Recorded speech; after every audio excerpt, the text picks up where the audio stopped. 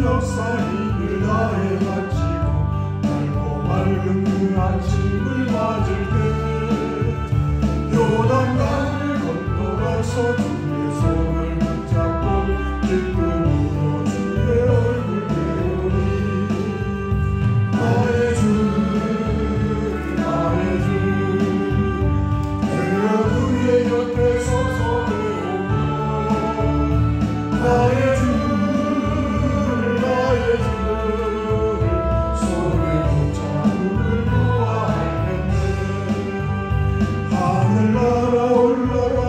주님 앞에 절하는 오묘하신 그 얼굴을 배울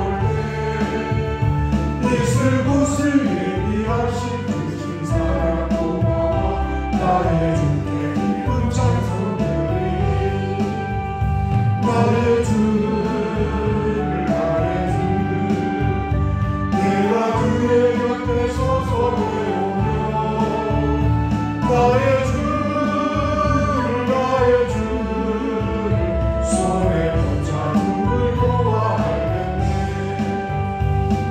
세상을 일찍 떠난 사랑하는 성도 나를 받을 준비하고 있겠네 저희들과 한 소리로 찬송 부르기 전에 먼저 사랑하는 주를 배우니 나의 주 나의 주 내가 그의 곁에 서서 배우며 나의 주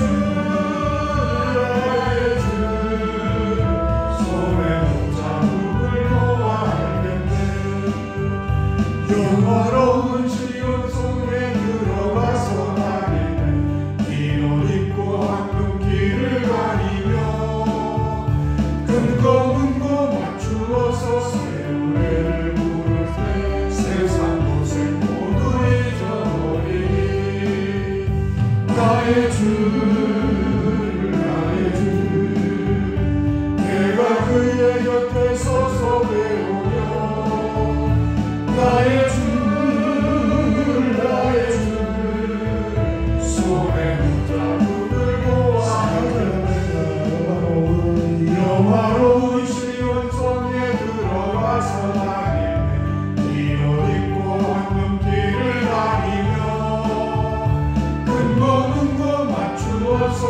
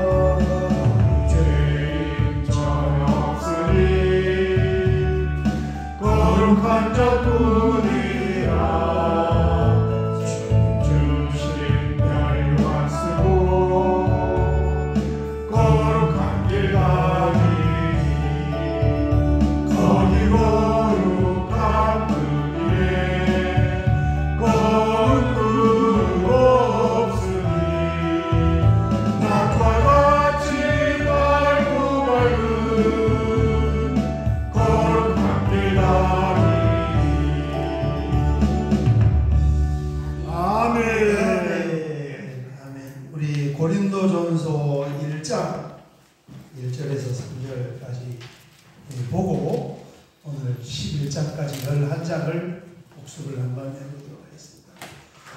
고린도전서 1장 1절에서 3절입니다. 같이 한번 봉독을 하겠습니다.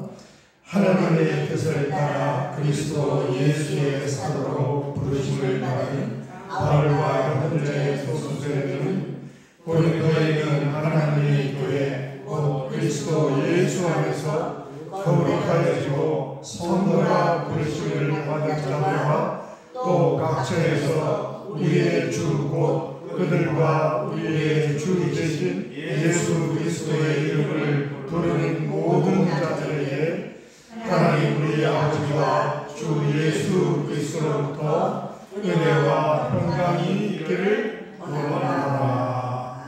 아멘. 아멘. 고린도전서에 제가 주제가를 황무지가 장미꽃같이 이 주제가를 정했습니다. 우리 반주기의 반주 연주가 너무 좋아요. 베이스음이 쿵쿵쿵쿵 해가지고 예전에 몰랐는데 이번에 주제가로 부르면서 가만히 불러보니까 이 연주 녹음이 참 잘됐다 그러는데 왜 황무지의 장미꽃같이를 정했냐 하면 그 고린도라는 도시 자체가 굉장히 타락을 한 헬라의 소돔과 고모라라는 별명을 가진 아주 타락한 지역이에요. 거기에 지금 이 바울의 전도를 통하여서 고린도 교회가 세워져 있고 또 그 타락한 그 사람들이 교회 안에 들어와 있으니까 교회 안에 다양한 그런 문제들이 발생을 하는데 그 문제가 옛날 고린도 교회만 있는 것이 아니라 오늘날 우리 교회도 우리 이 시대의 교회에도 똑같이 존재하는 줄 믿습니다. 아멘. 여러분 교회 안에 깨끗한 사람이 어디 있어요? 다 죄인 중에 괴수와 같은 사람들이죠. 그러니까 이 서신서는 교회에 주신 하나님의 말씀이기 때문에 우리가 이제 주일 낮 예배 때 바울 서신 새벽도 마찬가지고 수요도 마찬가지지만 바울 서신 13권을 같이 나눌 때 정말 우리에게 또 이 시대에 우리 교회에 한국 교회에 주시는 하나님의 음성을 들을 수 있는 줄 믿습니다. 아멘. 특별히 이 고린도 전서는 우리가 사도행전은 15장을 중심장으로 잡아서 이제 앞에 2장부터 해서 후반부 그 다음에 16, 17이 2차 선교회 그러니까 어떻게 이 전체가 이렇게 묶어져 있던 게 좀 이렇게 정리가 되는 것 같아요. 고린도전서는 7장을 중심으로 잡으면 될 것 같아요. 앞에 부분에 1장에서 4장까지는 교회 안에 있는 가장 많은 문제들 중에서도 그 중에 제일 큰 문제가 뭐냐면은 교회 안에 파벌로 인한 분쟁들 이걸 가장 먼저 4장을 다루어 줬습니다. 그래서 1장에서 4장까지는 분쟁의 문제이고 이 분쟁의 문제가 지금도 우리 시대의 교회에 얼마나 뿌리를 깊게 내리고 교회를 파괴시키는지 이게 마귀가 하는 일이 바로 교회 안에 분쟁을 학원을 세워가지고 그렇습니다. 그것 때문에 그 분쟁이 한번 휘말리면 아무것도 못해요. 그냥 우리끼리 싸우다가 그냥 끝납니다. 거기에 싸우다가 모든 감정과 신앙과 믿음을 다 잃어버리고 그냥 주저앉아버려요. 대내적으로 대외적으로 영광을 가리게 된단 말이에요. 그래서 그 분쟁을 이야기하면서 첫 번째 다룬 주제가 뭐냐면 지혜. 사람들이 너무 똑똑해가지고 이제 파벌이 형성이 되었는데 사실 이 땅의 지혜라는 것은 별거 아니다. 지혜는 하늘의 지혜가 있고 땅의 지혜가 있는데 땅의 지혜로는 절대 복음과 예수님을 찾을 수가 없다는 거예요. 아멘. 그래서 그 하늘의 지혜는 오직 성령의 은혜를 통하여서 성령의 선물을 통하여서만이 이 신령한 신앙생활을 할 수가 있는 것이다. 아멘. 그러면서 어린아이까지 한 번 더 이렇게 이야기하고 믿음이 자라야지 믿음이 자라지 못하면 다양한 문제들이 이렇게 일어나게 되고 결국은 사람들이 똑똑하다 해서 파벌을 만들고 서로 나눠서 분쟁을 했지만 사도 바울은 그게 지금 고린도 교회가 세워진 지가 한 3년 정도밖에 안 돼요. 그 안에 있는 사람들이 전부 다 3년 안쪽에 있는 초신자들이에요. 그러니까 그 직분은 안에서 다양하게 집사님도 계실 수 있고 또 장로님들도 계실 수 있지만 전체 신앙의 연조는 다 3장이죠. 그러니까 다 어린아이예요. 어린아이. 그래서 믿음이 자라면은 우리가 고민하던 문제, 우리가 갈등하던 문제들을 저절로 다 극복하게 되는 줄 믿습니다. 어느 순간에 어떤 주제가 굉장히 버겁게 느껴졌는데 시간이 지나면 그거 아무것도 아니고 내가 왜 그때 그 주제를 가지고 고민을 했지 돌아보면은 참 그런 생각이 들어요. 왜냐하면 그때는 아이기 때문에 그런 주제를 가지고 고민을 하는 거예요. 애들 보면 머리 좀 짧게 잘라라. 아빠 좀 봐라. 얼마나 멋있냐. 몇십 년 동안 머리 이렇게 단정하게 자르잖아. 그 머리 기는 거, 머리숱이 있냐 없냐 거기에 얼마나 신경을 쓰는지 몰라. 그거 아무것도 아니고 신경 쓸 거 하나도 없다고. 그래도 그게 아이들 귀에 들어와요? 안 들어와요? 안 들어와요. 그때는 거기에다 신경을 써야 돼. 그 단계가 이제 다 지나고 나면 머리가 긴지 짧은지 숱이 많은지 없는지 그런 거 아무것도 안 해요. 애들이기 때문에 그런 거예요. 신앙생활도 마찬가지입니다. 그러면서 사도 바울은 이제 우리가 하나님께 정말 끝까지 변함이 없는 충성된 일꾼으로 세워져야 한다. 아멘. 그리고 겸손한 마음으로 하나님의 은혜를 알고 우리의 마음의 보좌를 낮은 곳에 두면 이 교회 분쟁이 일어나지 않는다는 거예요. 아멘. 그러니까 다양한 주제와 다양한 관점을 가지고 4장에 걸쳐서 고린도전서 앞에 4장은 분쟁에 관한 그런 내용입니다. 거기 나오는 주제는 전부 분쟁과 관련된 사도 바울이 거론하는 그런 주제예요.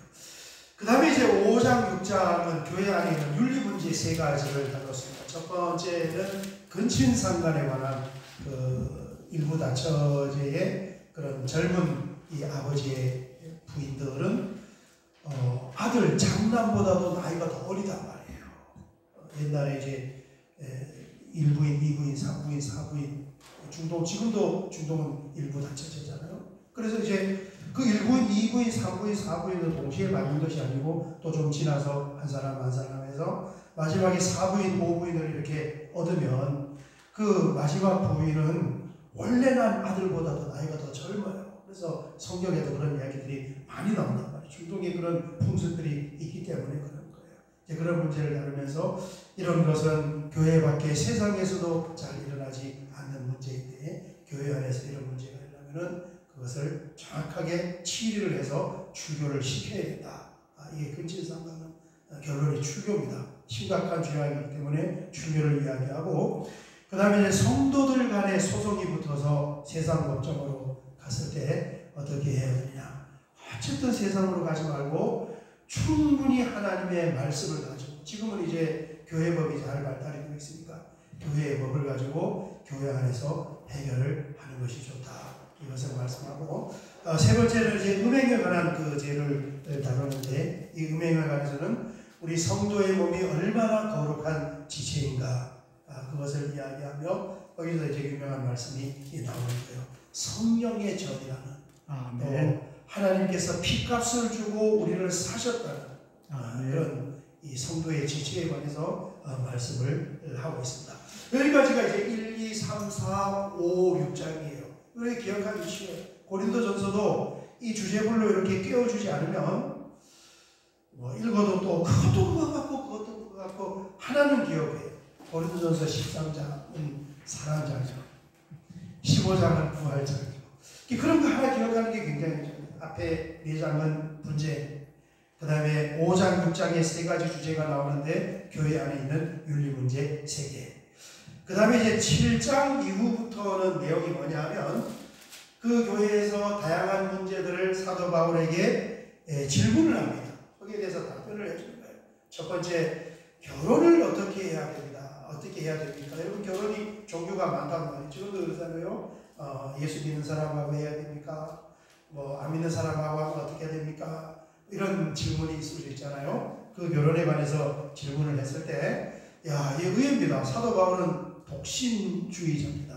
그러니까 이 고린도전서 7장이 결혼장이에요. 바울의 독신주의자.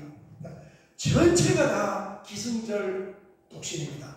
결혼하지 않은 총각이 있느냐, 독신으로 사는 게 좋다, 결혼하지 않은 처녀가 있느냐? 독신으로 사는 게 좋다. 이혼을 한 남자가 있느냐? 독신으로 사는 게 좋다. 이혼을 한 여자가 있느냐? 독신으로 사는 게 좋다. 이혼을 웬만하면 하지 마라. 그 다음에 사별을 한 남자가 있느냐? 독신으로 사는 게 좋다. 사별을 한 여자가 있느냐? 독신으로 사는 게 좋다. 전부 독신으로, 독신주의. 그리고 한 가지는 뭐냐면 이 독신은 은사라는 거예요. 혼자서 잘 관리하면서 그 독신의 생활을 만족하면서 살아갈 수 있는 그런 은사가 있는 사람과 철저하게 내가 반드시 독신으로 살아야 할 목적이 있는 사람. 그 목적이 뭐예요? 내가 어디에 얽매이지 않고 하나님의 일을 감당을 해야 되겠다. 혼자 살면 그죠? 좋단 말이에요. 돈도 혼자 살면 예전에 제가 기도원에 있을 때 어떤 좀 아가씨는 아니죠. 나이가 있는데 결혼을 안 했어요. 은행에 다니던 그런 여자분인데 암이 걸려가지고 굉장히 젊은 여자인데 기도원에 와서 기도하다가 죽었어요. 소천을 제가 옆에서 봤어요. 그런데 혼자 살면서 혼자 사니까 돈 쓸 데가 없으니까 은행 다니면서 집도 한 채 사놨습니다. 차도 사놨습니다. 그 재산을 다 모아놓은 거예요. 예, 그걸 혼자 살면서 주님의 일을 감당하면은 걸리는 거 하나도 없이 마음껏 주님의 일을 할 수 있는 거죠. 그런 목적이 분명하고 은사가 있는 사람은 독신으로 살되 사도 바울의 주장입니다. 그러나 독신으로 살기 어렵고 그 독신에 뭔가 이 힘든 것 같이 느껴지면은 뭐 하라는 거예요? 뒤도 보는 말고 결혼해야 된다. 둘 중에 하나예요. 반드시 결혼을 하든가 아니면은 그렇게 독신으로 살아가든가 그 둘 중에 하나를 선택하라는 거. 이게 고린도전서 7장에 질문을 한 거예요. 결혼을 어떻게 해야 됩니까? 그러니까 제가 몇 가지 더 이유가 있지만은 어쨌든 사도 바울은 본인이 독신으로 살고 그 독신에 대해서 너무너무 만족한 것 같아요. 정신없이 그냥 완전히 생명을 다 던져서 하나님의 일을 하니까 다른데 신경을 안 써서 좋고 쓸 여유도 없고 우리 사도행전에 보았잖아요. 쭉 거침없이 담대하게 그냥 가버리잖아요. 그러니까 본인은 좋은 거예요. 그래서 그렇게 추천을 했습니다. 두 번째는 이제 8장에서 10장까지 두 번째 주제가 나오는데 우상 제물에 대한 이 식사의 문제입니다. 우상의 제물을 어떻게 해야 됩니까? 여러분 이거 고사떡입니다. 좀 집사님 아이고 이거 고사떡인데 드셔보세요. 아이고 이거 고사 지낸 돼지머리 누른 건데 드셔보세요. 이거 제사 지낸 그 제사밥인데 한번 잡숴보세요. 그럼 어떻게 해야 돼요? 감사합니다. 감사. 우상에 대한 제물은 아무것도 아니기 때문에 누가 절밥을 주든지 고사밥을 주든지 제사밥을 주든지 상가집에 밥을 주든지 떡을 주든지 머리 눌른 걸 주든지 뭘 줘도 감사합니다 하면서 먹으면 돼. 그래 신불이에요. 신불. 하나님 주신 식사입니다. 그러나 우상 숭배에 해당되는 것은 뭐라고 그랬습니까? 거기에 가서 그 의식에 동참을 하는 것이 우상 숭배예요. 제사에 가서 절을 한다든가 절에 가서 불공을 드린다든가 고사상에 가서 절을 한다든가 하는 것은 우상 숭배지만 그 음식을 어딘가 누군가가 주어서 먹으면 얼마든지 먹을 수 있다는 거예요. 그런데 그걸 보면서 초신자들이 시험에 들면은 사도 바울은 영원히 나는 이 신전에 드려진 고기를 안 먹을 수가 있습니다. 이렇게 문을 떠놓고 이 우상에 관한 제물의 주제가 나왔을 때 사도 바울이 뭘 이야기하냐면은 나에게 주어진 자유와 권리를 다스리는 거예요. 그리스도 안에서 내가 모든 것을 다 할 수 있는 이 자유와 권리가 있지만 그것을 절제할 때에 복음이 전달이 되고 아멘. 그것을 남용을 하게 되면은 그게 죄가 됩니다. 이렇게 말씀을 하고 있습니다. 이게 8장, 9장, 10장 3장이에요. 3장에 걸쳐서 우상의 제물에 관한 내용을 다루고 있습니다. 우리가 한번 좀 찾아볼 필요가 있는데 우리 9장 12절을 한번 보겠습니다. 9장 12절 보면 왜 나에게 있는 이 자유와 권리를 절제를 해야 하는가. 9장 12절 같이 읽겠습니다. 다른 이들도 너에게 이런 권리를 가졌거든 하물며 우리가 뭐냐. 그러나 우리가 이 권리를 쓰지 아니하고 범사에 잡는 것은 그리스도의 복음에 아무 장애가 없게 하려 합니다. 아멘. 아멘. 사도 바울 자기에게 주어진 권리 두 가지가 있어요. 하나는 결혼할 권리가 있는데 결혼을 하지 않고 독신 생활을 한 것. 그 다음에 선교 활동을 하면서 사례와 선교비를 받을 수 있는데 자비량으로 선교 활동을 한 것. 이게 본인의 절제로 이렇게 말씀을 하고 있습니다. 그렇게 한 이유는 뭐냐면 그리스도 복음에 아무 장애가 없게 하냐면 복음 전파를 위해서 그거를 했다는 거예요. 우리가 복음 전파를 위해서 뭔가를 절제하는 거예요. 그죠? 특별히 교회에서 내가 하고 싶은 말이 있다 해서 다 할 수가 없어요. 다 하면 안 돼요. 그냥 좀 안 하는 게 좋아요. 그 다음에 보겠습니다. 그 다음에 19절 보겠습니다. 19절 같이 한번 읽겠습니다. 내가 모든 사람에게서 자유로나 스스로 모든 사람에게 종이 될 것은 더 많은 사람을 얻고자 합니다. 아멘. 사람을 얻기 위하여 자기에게 주어진 자유와 권리를 포기했다. 같은 뜻이잖아요. 복음을 전달하는 거예요. 그 복음으로 사람을 당기기 위해서 절제를 했다는 것입니다. 한 가지 더 나옵니다. 22절을 한번 읽겠습니다. 약한 자들에게 내가 약한 자와 같이 된 것은 약한 자들을 얻고자 하며 내가 여러 사람에게 여러 모습이 된 것은 아무쪼록 몇 사람이라도 구원하고자 하니. 아멘. 사람을 구원하기 위해서 이렇게 절제를 한 것이다. 이렇게 말씀하고 있습니다. 그래서 이 주제를 8장, 9장, 10장이 다룹니다. 11장에 가서는 두 가지 질문을 또 하고 있는데 11장은 뭐냐면 이제 11장부터 공적인 예배에 관한 몇 가지 주제가 나옵니다. 첫 번째 머리에 수건을 쓰는 그 미사건 문제, 그 다음에 성만 차리는 문제, 그 다음에 12, 13, 14장은 은사에 관한 문제. 이 은사를 어떻게 공적인 예배에 활용을 하고 신앙생활에 접목을 할 것인가. 그 다음에 이제 15장에는 부활에 관한 그런 문제, 16장 전반부에는 헌금 연보에 관한 문제, 이러고 끝나요. 그러니까 지금 모호해졌던 이 고린도전서가 이제 구슬이 끼워지는 것처럼 딱 끼워지게 되었어요. 한번 다시 간략하게 하면은 4장까지는 교회 분장의 문제죠. 그 다음에 5장, 6장, 9장은 세 가지의 윤리적인 문제, 근친상반과 성도끼리의 소송과 음행에 관한 문제. 그 다음에 7장에서부터는 여러 가지의 의문에 관한 질문인데 결혼에 관한 문제, 우상 제물에 관한 것, 그 다음에 예배에 관해서 머리에 수건을 쓰는 것과 성만찬과 은사에 관한 이 세 가지 문제 하면은 13장, 14장까지 다. 15장은 알잖아요. 부활에 관한 주제 물어봤단 말이에요. 이 부활이 도대체 어떻게 될까? 우리 데살로니가 전서 하면은 그 주제를 한번 다루는 거예요.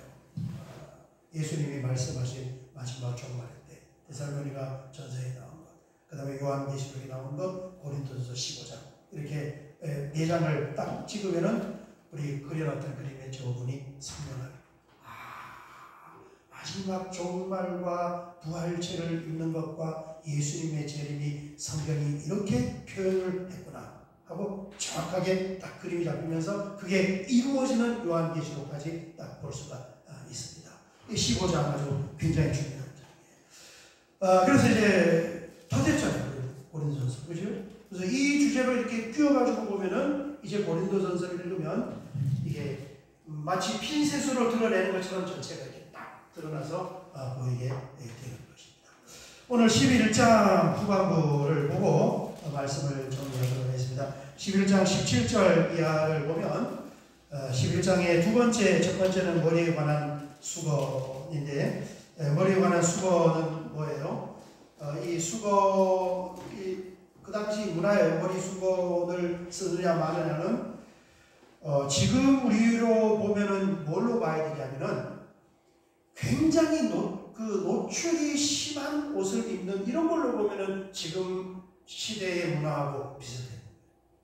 정숙한 여인들은 머리에 그 수건을 다 쓰고 다닌단 말이에요. 그 수건을 뻗는다는 것은 몸을 파는 그런 율략 여성이라든가 아니면은 또 뭐 종이라든가 이런 그 일부 다처제의 나중 얻은 그런 부인들이라든가 그러니까 이 의미가 안 좋아요.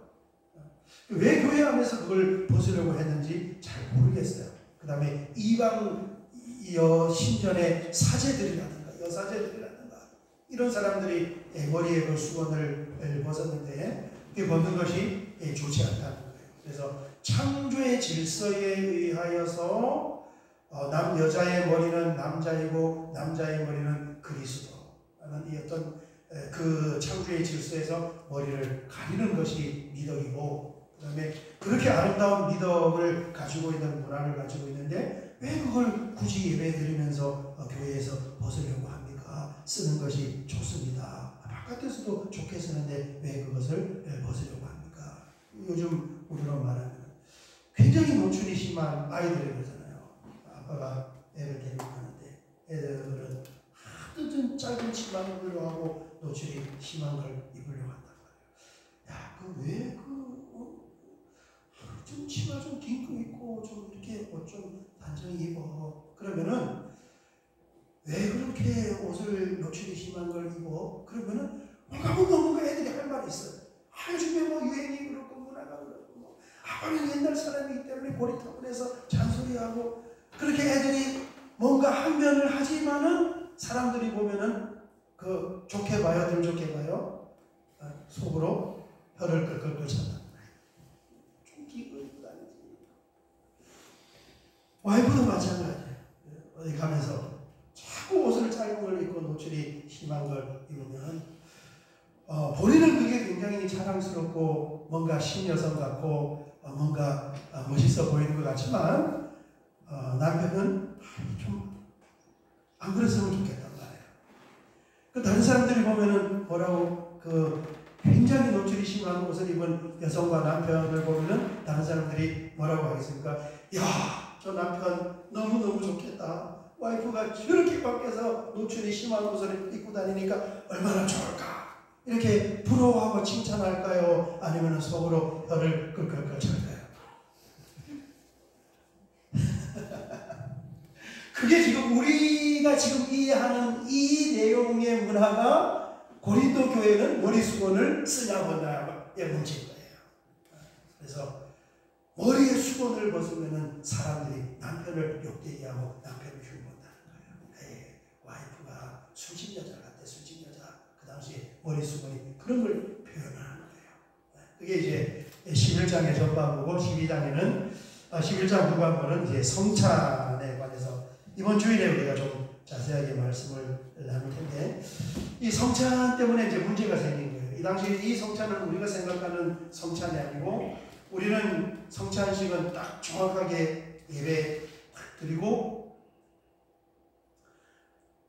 그 예배 후에 이제 마련된 떡과 잔을 가지고 정결한 의식으로서의 성찬을 이렇게 하잖아요. 그게 이제 우리가 가진 성찬인데 그 당시에 이 초대교회는 예수님 6월절 최후의 만찬이 성찬식만 이렇게 예수님 이제 내가 잡힐 때가 다 됐으니까 여러분 모여서 마지막 고별 예배 드립시다 하고 우리처럼 예배 드리고 거기다가 떡 잘라놓은 것, 잔 따라 놓은 것 하나씩 이렇게 나눠 먹은 게 아니고 예수님의 최후의 만찬은 뭐예요? 저녁 먹은 거예요. 저녁을 그 중동에 있는 그 피자 그 빵 있잖아요, 그죠? 제가 이번 주에 집에서 구워오려고 해요. 밀반대기를 해가지고 아무것도 안 넣은 그 밀반대기를 구워와서 그걸 보여드리려고 하는 거예요. 그걸 이제 가지고 저녁을 먹으면서 어느 순간에 떡을 딱 깨서 축사하고 받아 먹어라. 이것이 내 몸이니. 그때부터 이제 이게 성만찬의 떡이 된 거예요. 그래서 고린도 교회도 어떻게 성만찬을 했냐면, 자, 오늘 성만찬이 있습니다. 오늘 저녁 우리 배장로님 댁에 다 모이세요. 성만찬 합니다. 그러면 그게 뭐 한다는 얘기예요? 저녁 회식한다는 얘기예요. 그래서 이제 그 저녁에 모일 때 다들 음식을 각자가 준비해서 모아서 먹는데, 부유한 사람들은 음식도 맛있는 걸 준비하고 시간이 많으니까 일찍 모여가지고, 이제 부유한 사람들은 일찍 모였고, 그리고 그 당시에 노예 종들이 많았으니까 종들은 주인의 눈치를 봐야 되잖아요. 그날에 일 시킨 거 다 하고 늦게 이제 방문을 하는 거예요. 그런데 이 신분이 빈궁한 노예들이 가보니까 부자들이 벌써 일찍 모여가지고 다 맛있는 음식 자기들끼리 먹고 술 마셔가지고 얼굴이 푹 소리치는 거예요. 항상 보면 그런 거예요. 그러니까 교회가 뭘로 나눠지는 겁니까? 부유한 사람과 그렇지 않은 사람과의 이 갈등 계층이 생겨나게 된 거예요. 그게 11장의 성찬식이에요. 야, 이 거룩한 그렇게 이제 회식을 하면서 마지막에 예수님이 하셨던 것처럼 떡을 떼서 이제 떡을 나누고 잔을 나누고 성찬 예식을 한단 말이에요. 식사의 끝무렵에 하는 거예요. 식사하면서 이제 애찬을 하고 성찬식을 하는 거예요. 그러니까 그거는 성찬도 아니다. 의미가 없다. 오히려 하나님께서 기뻐하지 않고 성경을 보면은 하나님께서 징계할 만한 그런 일이다. 이렇게 말씀을 하는 것입니다. 그래서 그 성찬에 관한 근본 정신 유래를, 이 떡은 찢어진 살을 통한 주님의 죽음을 기념하는 것이고, 잔은 피를 흘리면서 죽으신 주님의 죽음을 기념하는 것이고, 뭐 죽음만 기념하는 것이 아닙니다. 우리가 가지고 있는 이 성례는 두 개잖아요. 세례하고 성찬인데, 세례도 마찬가지로 가장 복음의 핵심을 담고 있는 게 세례이고, 가장 복음의 핵심을 담고 있는 것이 성찬입니다. 그 성찬 예식의 근본 말씀을 가르쳐주고, 성찬에 참여하는 사람은 어떻게 참여해야 되느냐, 그 의미를 정확히 알고 감사하는 마음으로, 진실한 마음으로 자기를 돌아보면서 성찬에 참석을 해야 된다는 거예요. 우리 한번 보겠습니다. 우리 27절입니다. 27절, 11장 27절, 이제 성찬에 참여하는 자세입니다. 같이 한번 읽겠습니다. 그러므로 누구든지 주의 떡이나 잔을 합당하지 않게 먹고 마시는 자는 주의 몸과 피에 대하여 죄를 짓는 것이니라. 아멘. 성찬 떡이나 잔을 합당하게 먹어야 한다. 아멘. 올바른 자세와 태도로 가치 있게 먹어야 한다. 제가 이제 내일이나 모레쯤에 이 부분을 좀 정리를 해서 단톡에 먼저 올려드려서 이 성찬을 우리가 어떻게 참여를 해야 하는가를 좀 이렇게 고린도전서 말씀을 통해서 올려드리고, 다시 주일날 이제 고린도전서의 말씀을 가지고 성찬의 의미와 유래가 뭔지를 말씀을 나누고, 그 성찬에 우리가 어떻게 참여해야 하는가를 같이 또 한번 나누고 그대로 성찬 예식을 거행을 하는 겁니다. 합당하게 해야 된다는 거예요. 합당하게, 의미 합당하게. 자, 합당하게 한다는 것은 뭐냐? 28절, 29절 두 개입니다. 28절 시작. 사람이 자기를 살피고 그 후에야 이 떡을 먹고 이 잔을 마실지니. 아멘. 아멘. 합당하다는 것은 자기를 먼저 살피라는 거예요. 아멘. 내가 예수 믿는 사람으로 부끄러운 것이 무엇인지 반성하고 회개하고, 억만 가지 부족함이 있는 나의 모든 허물과 죄를 용서해 주신 죄사함의 은총에 감사하면서 떡을 받아야 돼. 아멘. 반드시 다 참석해야 돼. 안 참석하면 안 돼. 제대로 의미를 모르는 분은 떡을 안 받으려고 장로님들이 이렇게 상을 가지고 이렇게 가면은 이렇게 안 받는 거예요. 안 받으면 안 된단 말이에요. 어떻게 해야 됩니까? 내가 허물이 많고 양심에 거리끼는 게 많고 찔리는 게 많고 죄가 많다 할지라도 죄사함의 은총을 보면서 우리가 그것을 받아야 돼요. 아멘. 그거 사해 주려고 예수님이 오셔서 십자가에 죽고 그것을 기념하는 것이 성찬 예식이다. 아멘. 안 받으면 안 된다. 전부가 믿음으로 다 받아야 됩니다. 그 다음에 두 번째는 뭐냐면은 29절입니다. 같이 한번 읽겠습니다. 주의 몸을 분별하지 못하고 먹고 마시는 자는 자기의 죄를 먹고 마시는 것이니라. 아멘. 이 주의 몸이라는 것이 구별된 떡과 잔입니다. 이 구별된 떡과 잔의 의미와 가치가 무엇인가? 영적인 십자가의 복음이잖아요. 그것을 바르게 알고 참여하는 것이 이제 올바르게 성찬에 참여하는 것이다. 이렇게 말씀을 하면서 마지막에 이제 좀 기다려서 부유한 사람들 시간 많다고 먼저 회식하지 말고 기다렸다가 같이 드세요. 성찬은 하나됨입니다. 그래서 떡도 한 덩어리에서 뜯는 거예요. 한 덩어리에서 뜯는단 말이에요. 그죠? 한 덩어리에서 뜯는 거예요. 그리고 이제 기다리게 지루하고 배고플 것 같으면 미리 요기를 좀 하고 와서 좀 기다렸다가 같이 이렇게 먹는 것이 좋습니다. 이렇게 추천을 하면서 11장이 끝나게 됩니다.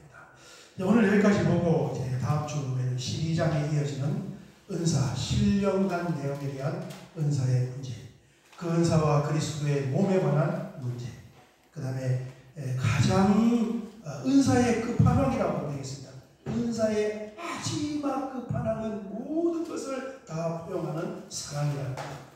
그리고 암호과 투명에 대해서, 그다음에 부활에 관해서 내용이 쭉 됩니다. 고린도전서뿐만 아니라 두 번째 권인 고린도후서까지도 우리가 말씀을 같이 나누면 너무너무 은혜가 될 것 같아요. 13번을 우리가 이어서 본다고 생각하니까 가슴이 얼마나 터지듯이 좋은지 몰라요.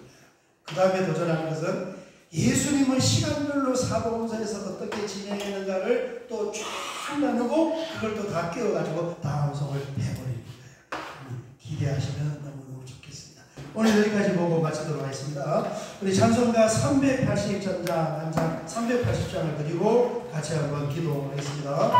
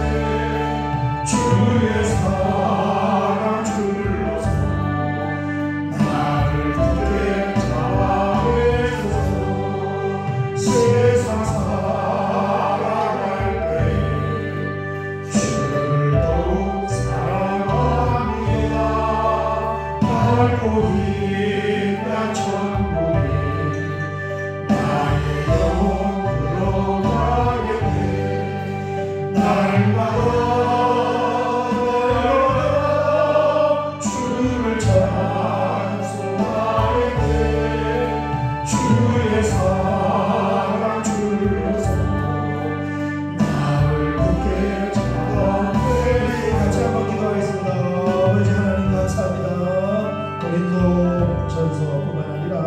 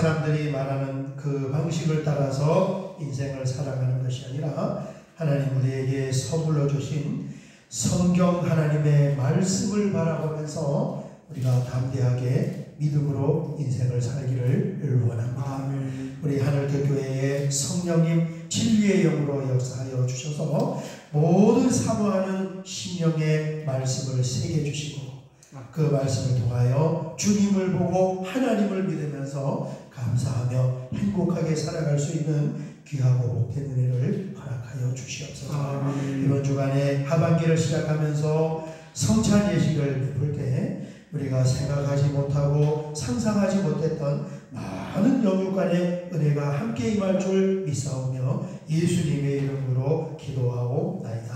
아멘. 주기도문으로 예배를 마치겠습니다. 하늘에 계신 우리 아버지여, 이름이 거룩히 여김을 받으시오며 나라가 임하옵시며 뜻이 하늘에서 이루어진 것 같이 땅에서도 이루어지리이다. 오늘날 우리에게 일용할 양식을 주옵시고 우리가 우리에게 죄 지은 자를 사하여 준 것 같이 우리의 죄를 사하여 주옵시고 우리를 시험에 들게 하지 마옵시며 다만 악에서 구하옵소서. 대개